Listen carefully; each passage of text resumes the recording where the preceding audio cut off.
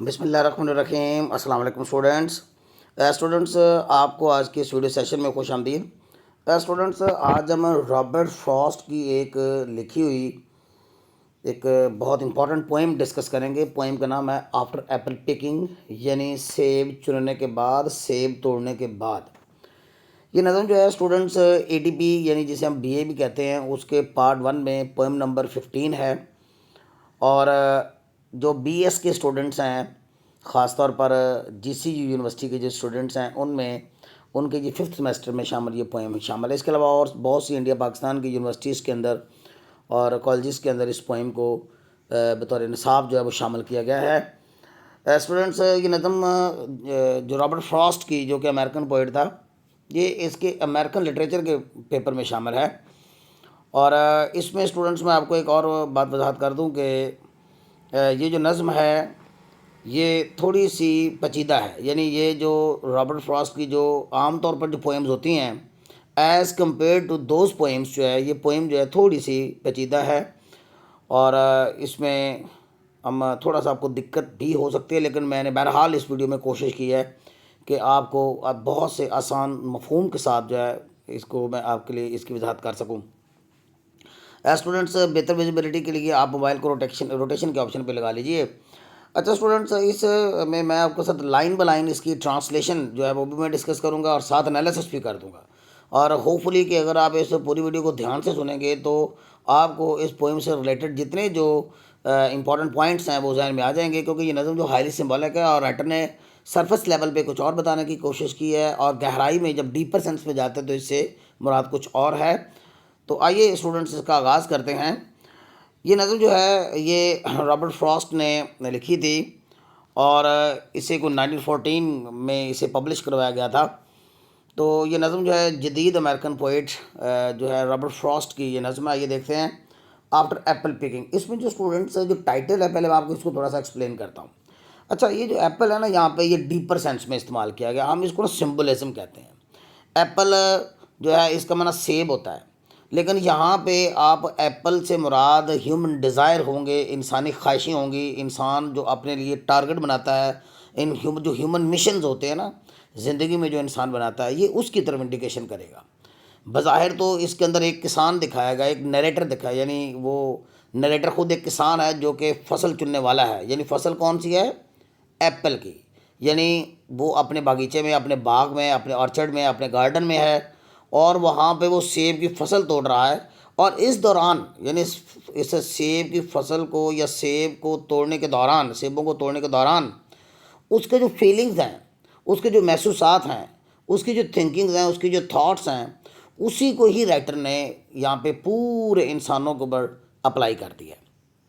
तो यहाँ पे एक तो टाइटल जो है आफ्टर एप्पल पिकिंग, आप जहन में रखें कि एप्पल से मुराद यहाँ पे ह्यूमन डिज़ायर्स होंगी। जब हम डीपर सेंस में बात करते हैं, जब हम सरफेस लेवल पे बात करते हैं, तो ये एप्पल ही है।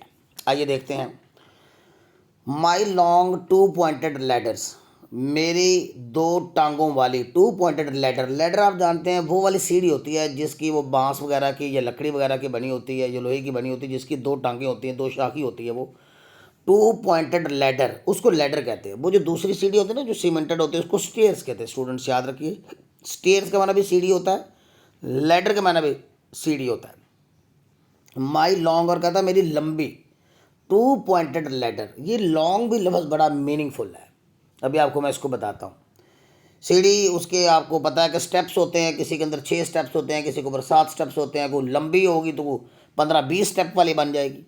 तो माई लॉन्ग पॉइंटेड लैडर, मेरी लंबी सीढ़ी, यानी माई लॉन्ग 2 पॉइंटेड। 2 पॉइंटेड हम जानते हैं, मैंने 2 टांगों वाली, 2 शाखों वाली। लैडर्स स्टिकिंग, लैडर स्टिकिंग, ये लैडर इज स्टिकिंग है। यानी असल में ये वर्ड पोएट ने तो लैडर स्पीकिंग यूज़ किया है, तो असल में ये है लैडर इज स्पीकिंग। तो शायर ने शेर का ज़रा वज़न, वेट बरकरार रखने के लिए उसने ऐसा किया है। स्टिक, स्टिक का मन होता है चिमटना, लगा हुआ ना। तो यहाँ पे लगी हुई है, इन ऑपरेशन है, यानी सेब का जो एक दरख्त है उसके साथ उसकी 2 पॉइंटेड वाली सीढ़ी जो है वो लगी हुई है। जैसे कि मैंने इसके थंबनेल में जो मैंने वीडियो जो बनाई है, उसके थंबनेल पे जो आपने देखा होगा कि एक लंबी सीढ़ी जो है वो इस लचकीले दरख्त के साथ जो है वो लगी हुई है। थ्रू आ ट्री, यानी sticking through the tree mean दरख्त के अंदर तक वो घुस गई है, धंस गई है और लगी हुई है।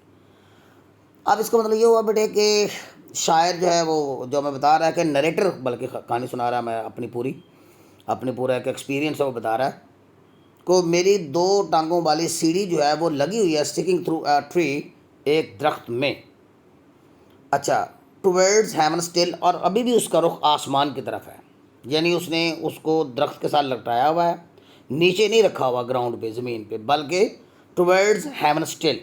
ये दरअसल ना इंसान की जो तवील कोशिशें हैं ना इंसान की ज़िंदगी की, ये उसकी तरफ इनफैक्ट सिंबॉलिक सेंस में बात करें, गहराई में बात करें तो ये सीढ़ी यानी हर शख्स ने कोई ना कोई सीढ़ी लगा रखी है, कोई ना कोई मिशन, कोई ना कोई ख्वाहिश, कोई ना कोई डिज़ायर वो पूरी करने में लगा ही हुआ है, और ये लॉन्ग है, यानी उसका इंसान का इस हवाले से जो जद्दोजहद है, जो कोशिश है वो तवील होती है। ये लॉन्ग इस सेंस में भी आप ले सकते हैं, टुवर्ड्स हेवन स्टिल, और अभी तक लगी हुई है।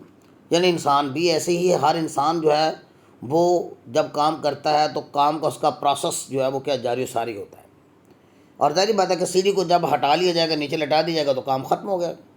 तो ये इसलिए वो कह रहा है। And there is a barrel that I didn't fill, और कहता है कि एक बैरल पड़ा हुआ है, ड्रम कह लें, बड़ा पीपा कह लें, नीचे कहता है मैंने रखा हुआ है, वो साथ ही सीढ़ी के दरख्त के साथ पड़ा हुआ है। एक बैरल मैंने रखा हुआ है दैट आई डिडंट फिल, जिसको मैंने अभी भरा नहीं है। अब ये ज़ाहिर बात है कि ये इंसानी ख्वाहिशों का हम जो हसूल करते हैं, इंसानी ख्वाहिशों को हम जो हासिल करते हैं, हम जितनी मर्ज़ी ख्वाहिशें पूरी कर लें, अपनी एफ़र्ट करते हैं, कोशिश करते हैं और पूरी कर लेते हैं, लेकिन फिर भी वो जो हमारा स्टोर हाउस होता है ना, यानी ख्वाहिशें इकट्ठी कर कर के हम जो रखते हैं, पूरी करते हैं, वो ऐसे लगता है कि जैसे हमारी ये ख्वाहिशें भी बाकी हैं, अभी तो ये भी बाकी हैं, अभी ये भी बाकी हैं। तो ये एक इम्पॉर्टेंट सवाल भी होगा, मैं नेक्स्ट वीडियो में आपके साथ शेयर करूँगा कि ये जो खाली ड्राम है ना, एम्प्टी बैरल, खाली ड्राम जो है ये क्या ज़ाहिर करता है। तो ये इंसानी ख्वाहिशों की अनफुलफिलमेंट को ज़ाहिर करता है। देखिए उसने काफ़ी फल तोड़े हैं, वो कब से लगा हुआ है, उसने काफ़ी सेब तोड़ भी लिए हैं, लेकिन उसे अभी भी लगा है यार अभी तो कुछ हुआ ही नहीं है। तो यही इंसान जो है बेटे माले कसरत का शिकार रहता है।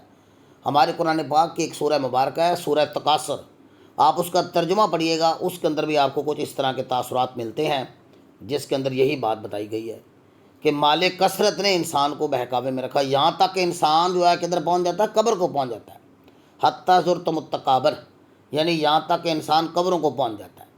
तो ये इंसान का भी यही हाल है। तो ये नज़म इनफैक्ट इस नरेटर की दास्तान नहीं है, ये पूरे इंसानों की दास्तान है। और कहते हैं कि ड्रम है जिसको मैंने अभी भरा नहीं है, बिसाइड इट, इसके साथ, एंड देयर मे बी 2 और 3, इसके साथ साथ एक बात और भी है, कहता है कि अभी 2-3 सेब और हैं, 2 और 3, 2 या 3 सेब और हैं, आई डिडंट पिक अपॉन सम बॉ, जो मुझे एक शाख पे नज़र आ रहे हैं, लेकिन मैंने भी उनको भी तोड़ा नहीं, मैं तोड़ नहीं पाया। यानी इतनी ख्वाहिशें कि अभी भी राइटर जो है कहता है कि 2-3 मेरी ख्वाहिशें अभी भी बाकी हैं। यानी असल में इंसान की बात करें तो ये ख्वाहिशें हैं 2 और 3, यानी हम भी इतनी ज़्यादा ख्वाहिशें अचीव करते हैं, इतने ज़्यादा टारगेट्स हासिल करते हैं, इतने ज़्यादा मिशन अचीव करते हैं हम ह्यूमन बींग्स जो हैं, लेकिन स्टिल उस वक्त भी शायद हम यही कह रहे थे यार मेरे भी ये ख्वाहिश भी बाकी है, यार मेरे भी ये ख्वाहिश भी बाकी है, यार अभी मेरी ये ख्वाहिश भी बाकी है, मैं मरने से पहले ये भी करना चाहता हूँ, मैं मरने से पहले ये भी करना चाहता हूँ। तो ये इस गहराई में जाकर देखें तो 2 और 3 apples that I didn't pick, जो मैंने तोड़े नहीं, अपॉन सम बॉ, ये बॉ कहते हैं दरख्त के मोटा जो टहन होता है ना, उसको हम शाख कहते हैं। स्टूडेंट्स आज मैंने इस वीडियो में ये मैंने चूँकि ChatGPT से इसको मैंने स्क्रीनशॉट लेके लिखा है, वक्त की किल्लत की वजह से। आप मीनिंग स्टूडेंट्स खुद ही बैठ के यहाँ पे लिखते जाइए, या नेक्स्ट वीडियो पर वेट कर लीजिएगा, उसके अंदर मैं मीनिंग्स वगैरह और इसकी एक्सप्लेनेशन वगैरह आपको विद मीनिंग्स जो है वो एक्सप्लेन कर दूंगा आपकी सहूलत के लिए। तो दरख्त के मोटे टहन को हम बॉ कहते हैं। But I am done with Apple picking now, लेकिन कहता है मेरी तो अब बस हो गई है। आई एम डन विद होता है मैं थक गया हूँ, मैं एग्जॉस्ट हो गया हूँ, with Apple picking now, Apple picking कर करके। अब ये एप्पल पिकिंग करना मीन मुशक्क़त करना, मेहनत करना, ख्वाहिशों की तकमील में लगाया गया वक्त जो है उसको हम कहेंगे एप्पल पिकिंग। कहता आई एम डन विद, कहता मेरी बस होगी, डू विद होता किसी की बस हो जाना, I am done with Apple picking now, अब मेरी बस हो गई है। यानी यही इंसान का अलमिया है कि इंसान वो हत्ता ज़ुरतमुत्तकाबर वाली मैंने आपको बात बताई ना, जो कुरान पाक की सूरह तकासुर है उसके अंदर जो जिक्र है, यहाँ तक कि इंसान कब्रों को जा पहुँचता है। तो हम ख्वाहिशों की तकमील में ऐसे ही सारी ज़िंदगी लगे रहते हैं। जैसे इस नरेटर की, इस फार्मर की जो 2 पॉइंटेड लैडर है वो अभी तक लगी हुई है, और उसने इतने सेब तोड़ लिए लेकिन उसे अपना ड्रम अभी भी खाली नज़र आ रहा है। हम इंसान भी ऐसे हैं यार, हमने तो अभी भी कुछ किया ही नहीं। हम lack of satisfaction, dissatisfaction, lack of contentment, यानी हमारे अंदर कनात परस्ती नहीं होती, ये उसकी तरफ इशारा है। पर I am done with Apple picking now, लेकिन अब मेरी बस होगी एप्पल पिकिंग कर करके। ये लाइनें स्टूडेंट्स याद कर लीजिएगा, ये क्रिटिकल में आपको ये बड़ी काम आएंगी, ये वाली लाइन जो है। Essence of the winter sleep, और कहता है कि मौसम सरमा की जो नींद है उसका जो असर है, उसका जो निचोड़ है, essence.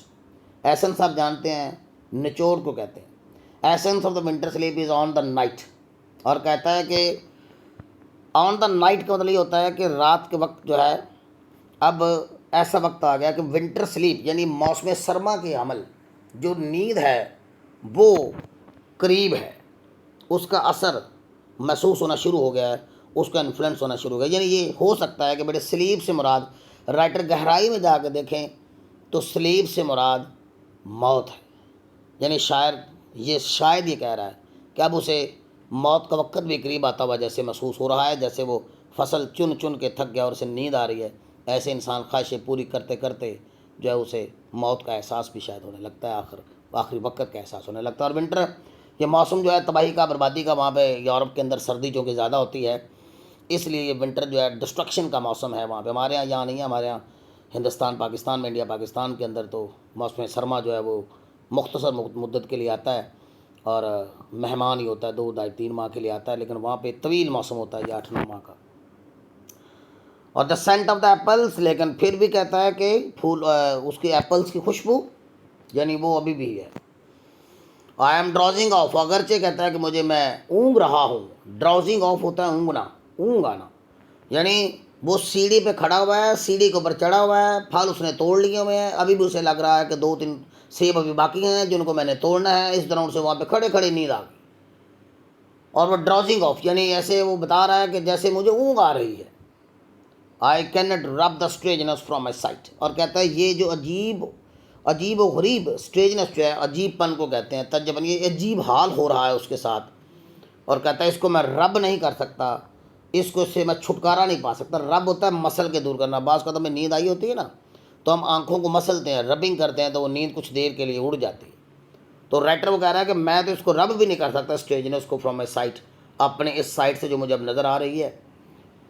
I got from looking through a pan of grass, और इसकी वो मिसाल देता है कि ये उसे कैसे धुंधलापन महसूस हो रहा है, वो कैसे जो है वो ब्लरी महसूस कर रहा है, सीढ़ी के ऊपर वो खड़ा हुआ है और वो कैसे ब्लरी महसूस कर रहा है। इसकी मिसाल उसने यूँ दी है कि विंडो पेन जो मैं बताता हूँ, विंडो पेन बताया उसने, सॉरी विंडो पेन नहीं है, सॉरी ग्लास पेन है, वो बताते हैं। I got from looking through a pane of glass, a pane of glass I skimmed this morning from the drinking trough. पहले तो मैं ये जो लाइनें हैं इसकी मैंने आपको थोड़े से मीनिंग बता कर दूँ, क्योंकि ये थोड़ा सा पेचीदा है, बाकी वो पेचीदा नहीं था, ये थोड़ा सा पेचीदा है, कॉम्प्लिकेटेड है। याद रहे स्टूडेंट्स के ड्रिंकिंग ट्रॉ का मतलब होता है पानी पीने वाला बर्तन, हम इसे कठाली भी कहते हैं, कंटेनर कह लें आप, बर्तन कह लें, प्लास्टिक का, जैसे हमारा कोई टप नहीं होता या कोई हमारी वो परात होती है इस तरह का, तो ड्रिंकिंग ट्रॉ, ट्रॉ का माना कठाली कह लें, बर्तन कह लें, ड्रिंकिंग ट्रॉ। उसमें अगर वो बाहर पड़ा होगा और शदीद सर्दी जैसा कि इंग्लैंड में होती है या यूरोपियन कंट्रीज़ में होती है, तो आप नोट करें कि पानी की जो तय है, ऊपर वाली जो तय है, वो ऐसे जैसे बर्फ़ की एक शीट से बन जाती है। हमारे एक्सपीरियंस हमारे यहाँ पे तो नहीं है, हमने तो ये एक्सपीरियंस बहुत से कम लोगों ने किया होगा, लेकिन अगर आप देखो फ्रिज के अंदर पानी वगैरह हम जब रखते हैं तो उसके ऊपर वो पानी जो है उसके ऊपर ना ऊपर वाली शीट जो है जैसे बन जाती है, बर्फ़ की एक पतली चादर सी, एक तय सी जम जाती है, बन जाती है, वैसे ही उस तय की तरफ इशारा कर रहा है। कहता कि उसको कहते हैं pen of glass. Pen of glass यानी शीशे की तय, यानी बर्फ़ के शीशे की तय यहाँ पे मुराद है। और कहता है स्किम्ड दिस मॉर्निंग, कहता है जो मैंने आज सुबह ही उस वो जो शीशे की जो शीट थी, यानी बर्फ़ की शीशे की जो शीट थी, उसको कहता कि मैंने ऊपर से उठाया था, अपने हाथ में उस शीट को पकड़ा और उसमें से मैंने देखने की कोशिश की बाग के अंदर। तो कहता कि जैसे अब उस बर्फ़ में से हम, जैसे सारी बात है कि जब हम देखेंगे तो हमारी आई साइड उसके अंदर पेनिट्रेट पूरी तरह नहीं कर सकते। अब जारी बात है, वो धुंधली सी नज़र आती है, अब ब्लरी सी नज़र आती है दुनिया, उसमें से हम देखेंगे तो कहता है कि ऐसे ही मुझे जो आज सुबह जैसे मैंने उस पानी पीने वाले बर्तन में बर्फ़ की लगी जो तय थी, उसका जो पेन था, उसमें से जैसे मैंने देखा। और कहता है ये मुझे ऐसे ही लग रहा था, धुंधलापन। ये आगे देखते हैं, and held against the world of होरी ग्रास। और कहता है कि उसको मैंने देखा, हेल्ड अगेंस्ट होता है आंखों के करीब ला के देखना, हेल्ड अगेंस्ट उसको पकड़ा, अगेंस्ट द वर्ल्ड ऑफ, और उसमें से दुनिया को देखा। कौन सी दुनिया? यानी ये जो उसे जो पूरा एक सिनेरियो जो मंजर उसे नज़र आ रहा है, होरी ग्रास। होरी ग्रास भी जारी बात ऐसी घास को कहेंगे जिसके ऊपर सख्त सर्दी की वजह से वो वाइटिश जैसे वो हो जाए, और थोड़ा सा आप कह सकते हैं कि विंटरी मौसम में जैसे वो सब्ज़ी माइल एक सफ़ेदी रंग नज़र आना लग जाए, वो बर्फ़ के असरात की वजह से, या आप कह लें कि शदीद कोर जो होता है ना, कहर जिसे हम कहते हैं, कोरा वगैरह जैसे पड़ता है। फसल देहाती बैकग्राउंड के लोग जानते हैं कि फसलों के ऊपर जब वो कोरा वगैरह पड़ता है तो वाइटिश सा वो थोड़ा सा होता है। तो ये सब्ज़ी माइल जो वाइटिश जो दुनिया थी उसकी तरफ कहता है कि मैंने जब उसको लगा के देखा तो मुझे ऐसी नज़र आई। It melted. और कहता है कि फिर ये मैंने हाथ में जो पकड़ा हुआ था ये विंडो पेन, वो जो विंडो पेन यानी मुराद है, विंडो पेन कह रहा हूँ सॉरी बार बार, ये ग्लास का जो पेन है, शीशा जो है, वो बर्फ़ की जो शीट आपको मैं बता रहा हूँ, इट मेल्टेड, वो पिघल गई, and it let it fall, और मैंने इसे गिरने दिया, ब्रेक, और इसे टूटने दिया। But I was well upon my way to sleep. अब यहाँ पे वो पेचीदगी ऊपर जो मैंने आपको बताया तो वो ख़त्म हो गई है, ज़रा पोएम आसान हो जाएगी अब आपके लिए और भी। But I was well upon my way to sleep. लेकिन कहता है कि मैं उस तरफ गामजन था, उस रास्ते की तरफ गामजन था जो नींद की तरफ जाता है। But I was well upon my way to sleep. Way to sleep होता है नींद की तरफ गामजन होना, नींद की डायरेक्शन में जाना। बिफोर इट फेल, लेकिन इससे पहले कि मेरे हाथ से ये जो मैं आपको बता रहा हूँ ग्लास पेन जो है, वो पी यानी पेन का मैंने आपको बताया, बट वो बर्फ़ का टुकड़ा ग्लास का, वो शीशे का जो बर्फ़ की जो ग्लास शीशा उसकी बात कर रहा है। और कहता है कि इससे पहले को गिरता कि मैं कहता कि अपनी नींद की तरफ गामजन था। एंड आई कुड टेल, और मैं बता सकता था, what from a dreaming was about to take, कि जब मुझे नींद आएगी तो मेरी जो ड्रीमिंग है, मेरे जो ख्वाब हैं, वो किस तरफ जाएंगे, वो कैसे होंगे। व्हाट फॉर्म होता है कौन सी शक्ल, कौन सी शेप जो है मेरे ख्वाब इख्तियार करेंगे या इख्तियार करने वाले हैं। या अबाउट टू, याद रखें अबाउट टू का इस्तेमाल हम तब करते हैं जब अनकरीब को काम होने वाला हो। अबाउट टू टेक यानी मैं बता सकता हूँ, I could tell what form my dreaming was about to take. Magnified apples appear and disappear, का तो बड़े बड़े सेब। अब यहाँ इसको मैं थोड़ा सा गहराई में बेटे आपको बताना चाहता हूँ, गहराई में से क्या मुराद है। गहराई में से मुराद ये है कि जब इंसान ख्वाहिशों से, ख्वाहिशें बहुत ज़्यादा पाल लेता है ना, सुबह शाम सोते जागते उसके जहन में उसकी ख्वाहिशें होती हैं, उसकी डिज़ायर्स होती है, जिनकी उनकी तकमील में वो लगा होता है। ठीक है, तो वो जाग रहा है तब भी वो उन ख्वाहिशों को जहन में मद्देनज़र रखता है। सोया हुआ है इवन, उसे सोते भी वही ख्वाब आते हैं। ख़ास तौर पे वो ख्वाहिशें वो जिनके हवाले से हम बहुत ज़्यादा एक्साइटेड होते हैं। हमारा एक उर्दू का शेर है, जैसे हज़ारों ख्वाहिशें ऐसी कि हर ख्वाहिश पे दम निकले, बहुत निकले मेरे अरमान मगर फिर भी कम निकले। तो ये आप नोट करें स्टूडेंट से, मैग्नीफाइड एप्पल से मुराद बड़े बड़े बड़े मिशन है। मैग्नीफाई होता बड़ा करके दिखाना किसी चीज़ को, मैग्नीफाइड एडजेक्टिव हो गया एप्पल। तो बड़ी बड़ी ख्वाहिशें, बड़े बड़े मिशन जो है अपीयर मेरे सामने आते हैं और डिसअपीयर और गायब होते हैं। तो इंसान सोते जागते वो जो इंसान की जो फितरत है ना, उसकी तरफ राइटर ने ये इशारा किया है। तो ये लाइनें भी स्टूडेंट्स बहुत इंपॉर्टेंट है, जैसे मैंने आपको ऊपर बताई थी वो लाइन, ये लाइन भी आपने बतानी है कि what form my dreaming was about to take. ये आई कुड टेल से याद कर लें ये तीनों लाइनें। And I could tell what form my dreaming was about to take, magnified apples appear and disappear. बड़े बड़े ख्वाहिशें, बड़े बड़े सेब, यानी सेब इन ख्वाहिशें मैंने आपको बताया सिंबॉलिक सेंस में अगर हम बात करें तो आ रहे हैं और गायब हो रहे हैं उसकी नज़रों के सामने से, हो रहे होंगे। Stem and the blossom and, और सेब जो है कहता है कि दोनों जानब से गिरते हुए से अपीयर होते हुए गायब होते दिखाएंगे। किस, एक होता है स्टेम एंड। स्टेम हम जानते हैं वो तना होता है, वो ऊपर जो है आप जानते हैं कि सेब को जब हम तोड़ते हैं तो उसकी वो एक ऊपर एक बुंडी सी जो उसके लगी होती है, वो उसको हम स्टेम एंड कहते हैं। और ब्लॉसम एंड वो आप जानते हैं कि वो नीचे वाला जो पोर्शन है सेब का, तो सेब के दोनों सिरों से यानी ऊपर वाले सिरे से भी स्टेम एंड से भी, जिससे वो शाख के साथ जुड़ा होता है, ठीक है, उसकी जो टहनी होती है ना बारीक सी, जिससे वो जुड़ा होता है ब्रांच के साथ। एंड ब्लॉसम एंड, और ब्लॉसम एंड से भी कहता है कि मुझे यानी ऊपर से भी और नीचे से भी हर एंगल से, या राइटर से ये मुराद ये है कि ख्वाहिश को हम हर एंगल से देखते हैं, यानी हर जाविये से हम देखते हैं अपनी ख्वाहिशों की तकमील कह लें, अपने ख्वाहिशों का जो शक्ल कह लें, जो भी हम कहना चाहें। तो ये गहराई वाली नज़्म है इस लिहाज से। And every fleck of russet showing clear, और कहता है कि हर जो धब्बा है, निशान है रसट, शोइंग क्लियर, फ्लैक ऑफ रसट। अब रसट सेब को आप जानते हैं कि जब कोई निशान वगैरह लग जाता है या उसको किसी हार्ड चीज़ से हिट हो जाता है वो सेब, तो जहाँ से डैमेज हो जाता है ना, तो सेब वैसे भी उसके अंदर चूँकि आयरन होता है, तो वो रसट कलर, जंग जैसा रंग होता है ना, रसट कलर वैसे बन जाता है। और कहता है कि हर धब्बा नज़र आता है रसट का, शोइंग क्लियर वो भी नज़र आता है। यहाँ से मुराद ये भी हो सकता है कि वो ख्वाहिशें जिनके तकमील होने में हमें वो खदशात होते हैं, ये उसकी तरफ इशारा है कि तो वो भी हमें नज़र आ रहे होते हैं। और आगे बहुत एक और इम्पोर्टेंट लाइन, ये तीसरी इम्पोर्टेंट लाइन है स्टूडेंट्स।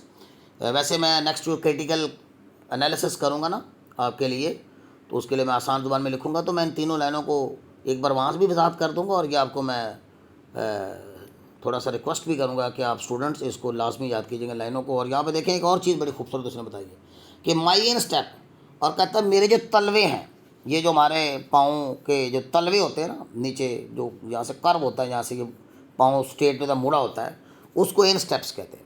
माई इन स्टेप आर्क, और कहता है कि मेरे जो तलवे हैं, आर्क आप जानते हैं ये मुड़ी हुई चीज़ को कहते हैं। In step arch not only keeps the एक दर्द को कहते हैं, ठीक है। और कहता है कि माई इन स्टेप आर्क, और कहता है मेरे जो तलवे हैं, चूँकि वो नंगे पाँव ही शायद खड़ा हुआ है ना, उसके ऊपर वो जो उसकी 2 पॉइंटेड लैडर है, तो उसके डंडों के ऊपर वो खड़ा हुआ है। तो कहता है कि my instep arch not only keeps the ना सिर्फ वो उस दर्द को बर्दाश्त कर रहे, दर्द को सह रहे, और हम भी देखें कितनी मेहनत करते हैं ख्वाहिशों की तकमील में। ये भी तो सेब तोड़ने के लिए ही खड़ा हुआ है ना वहाँ पे, कुछ झूले थोड़े ले रहा है वहाँ पे, तो सेब तोड़ने के लिए खड़ा हुआ है। ख्वाहिश की तकमील में वो जो तकलीफ़ होती है ना, हम उसको सहते हैं, हम इंसान भी, ये उसकी तरफ इशारा है। My instep arch not only keeps the it keeps the pressure of the ladder round, और साथ ही साथ इसने उस सीढ़ी का जो प्रेशर है ना, उसका जो दबाव है, उसको भी उसने सहा हुआ है। उसको प्रेशर है उसके, यानी गिरे ना, जारी बात है, यानी वेट वो खड़ा हुआ उसके ऊपर, तो वो सीढ़ी जो है वो वज़न की वजह से जारी बात है कि पूरी तरह लगी हुई है उसके साथ, दरख्त के साथ, और उसके प्रेशर को भी उसने मेंटेन रखा हुआ है। आई फील द लैडर स्वे, और कहता है कि मैं उस लैडर को, सीढ़ी को हिलता हुआ महसूस करता हूँ, एज द बॉस बेंड, क्योंकि जारी बात है कि सीढ़ी लगी है दरख्त के साथ, और ये नरेटर उसके ऊपर चढ़ा हुआ है, ये जो किसान है, और वो झूल रही है। यानी वो झूलना हम जानते हैं ना कि वो दरख्त थोड़ा सा लचकीला होता है, इनफैक्ट उसने शाखों के दरमियान में ही उसको सीढ़ी को लगाया हुआ है ना, तो वो छोटा सा तो वो दरख्त होता है, तो सीढ़ी उसने ऊपर ही उसके ऊपर फेंकी हुई है। बॉस बेंड, और उसकी शाखें झुकी हुई हैं। And I keep hearing from the cellar bin, और कहता है कि मुझे सुनाई भी देता है सेलर बिन।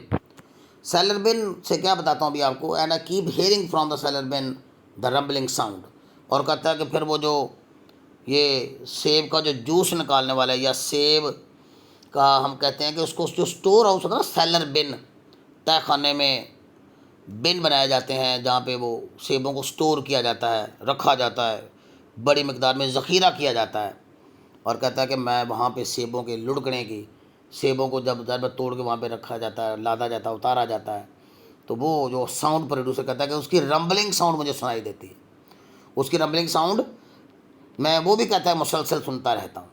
तो हम भी ख्वाहिशों की तकमील के जब करीब होते हैं, तो हम उसके जो ज़ाहिर बात हमारी ज़िंदगी में उसके जो असरात में मिलने होते हैं, तो हम भी उनको मलहूज़ ख़ातर रखते हैं, वो हमारे जहन में, हमारे इमेजिनेशन में आते रहते हैं।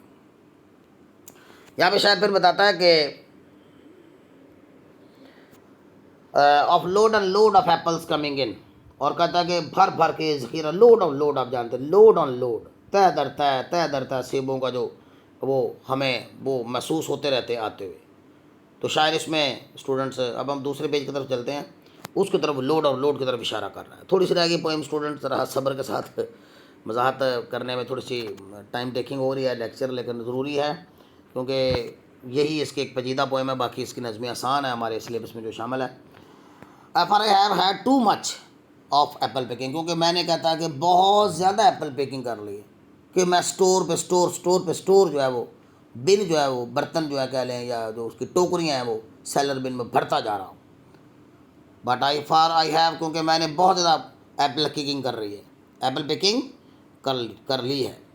आई एम ओवर टायर्ड, और बल्कि मैं अब तो थक के चूर हो गया, ओवर टायर्ड हो गया हूँ। ऑफ ग्रेट हार्वेस्ट, उस बड़ी फसल की वजह से। आई माई सेल्फ डिज़ायर, जो मेरी खुद की ख्वाहिश थी, जिसकी मैंने खुद ख्वाहिश की थी। आई माई सेल्फ डिज़ायर्ड, तो ज़ाहिर बात है कि इंसान जो है वो कभी कभी महसूस भी कर लेता है ना, थकन महसूस कर लेता है, ख्वाहिशों की तकमील कर करके, ख्वाहिशों की तकमील कर करके, अपने विशेष पूरी कर करके, अपने मिशंस पूरे कर करके। तो ये उसकी तरफ इशारा है, आई माई सेल्फ डिज़ायर्ड, और ज़ाहिर बात है इंसान खुद ही ख्वाहिश करता है। There were 10,000 fruits to touch, है फिर एक बार देखो, एक बार फिर राइटर ने बता दिया कि थक के चूर हो गया वो, लेकिन फिर भी 10,000 फ्रूट्स टू टच, और कहता है कोई 1,000, 10,000, 10,000, बल्कि ये लाखों ही हो जाएंगे फ्रूट्स टू टच। और कहता है ऐसे हैं जिनको अभी मैंने छूना है, यानी वही मैंने आपको जो शेर सुनाया था ना कि हज़ारों ख्वाहिशें ऐसी कर ख्वाहिश पे दम निकले, बहुत निकले मेरे अरमान मगर फिर भी कम निकले। तो ये उसकी तरफ इंसान की जो डिससेटिस्फेक्शन है, ये नज़म का थीम भी है स्टूडेंट्स, याद रखें। इंसान का जो कंटेंटमेंट का लैक ऑफ कंटेंटमेंट है, ये उसकी तरफ भी इशारा है, कनायत परस्ती नहीं है।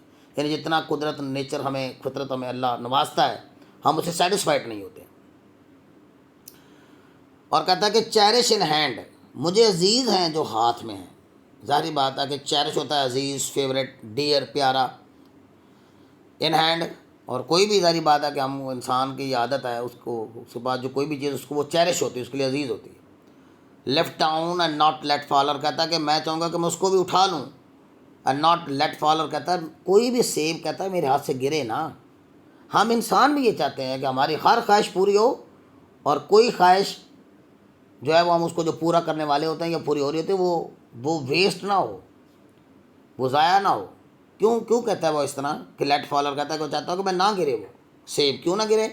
फॉर ऑल दैट स्टक दर्द, क्योंकि वो सारे सेब जो ज़मीन के साथ टकराएंगे हाथ से गिर के, वो ड्रम में डालते वक्त जो है वो अगर उसको वो मिस हैंडल करता है या प्रॉपरली हैंडल नहीं करता और वो नीचे गिर जाएंगे, तो क्या होगा, वो सेब डैमेज हो जाएगा, उसको नीचे पटा को डंठला लग जाएगा, या वो नीचे जाके टकराएगा, तो ज़ाहिर बात है कि उसे वहाँ पे निशान पड़ जाएगा और वो सेब ख़राब हो जाएगा, और फिर वो खाने के काबिल नहीं है। मैं खाने के काबिल से बना दिया है कि खाने का काबिल इस तरह, इस सेंस में नहीं है कि वो उसकी कदर कम हो जाएगी ना, तो वो फिर उनको दिया जाता है कि वो फिर उसको जो ख़राब हिस्सा निकाल के फिर उसका जूस निकाल के पैक करते हैं। और कहता है कि वो हर सेब जो ज़मीन से जाके टकराएगा, no matter if not bruised, bruise होता है, ब्रीज आपने किसी को खराश आना, चोट आना, no matter if not bruised और स्पाइक्ड, या उसके अंदर कुछ कांटा वगैरह चुभना, उसको स्पाइक कहते हैं। विद स्टबल, किसी डंठले से, डंठला ये ज़मीन के ऊपर पड़े कोई भी आप कह लो कि कोई सूखी कोई हार्ड चीज़ हो फसल की सूरत में, या कोई सूखा हुआ कोई और कोई ज़री अजनास में से कुछ चीज़, जैसे उस स्टबल उसको डंठला कहते हैं।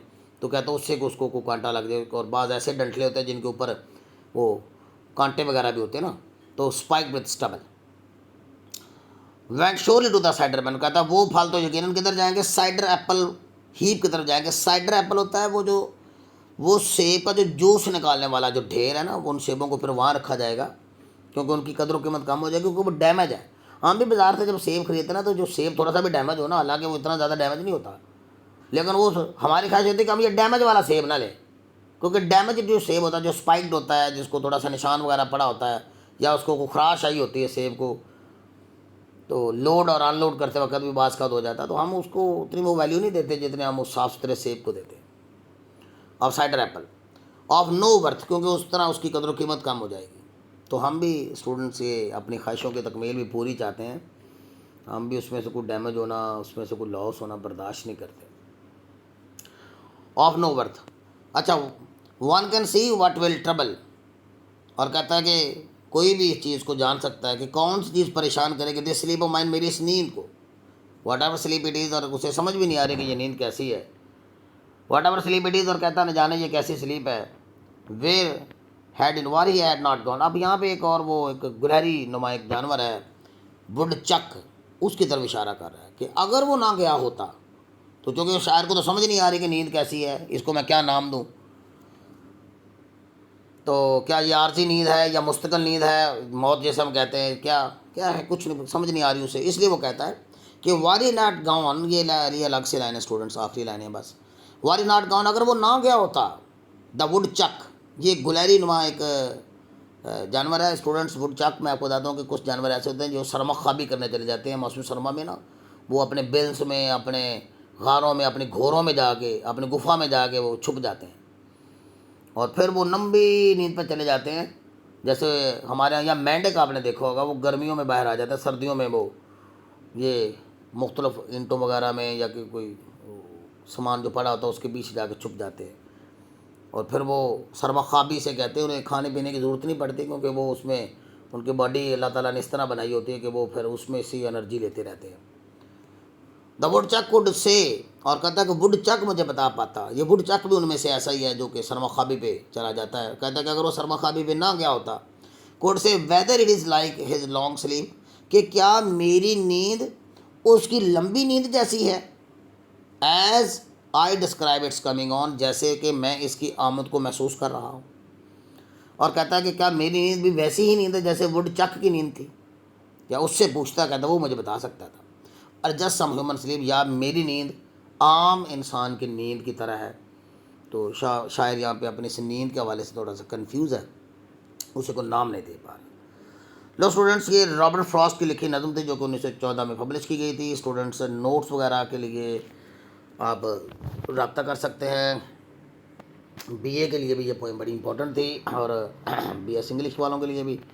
होपफुली स्टूडेंट्स के, मैंने तो अपने तौर पे कोशिश की है कि इस नज़म की जो पेचीदगी है, इस नज़म की जो गहराई है, वो भी आपके साथ में शेयर करूँ। ओके स्टूडेंट्स, नेक्स्ट वीडियो में इंशाल्लाह मैं इसका जो मोस्ट इंपॉर्टेंट क्वेश्चन है वो डिस्कस करूँगा, इसकी इंपॉर्टेंट लाइन्स भी। अल्लाह हाफिज़।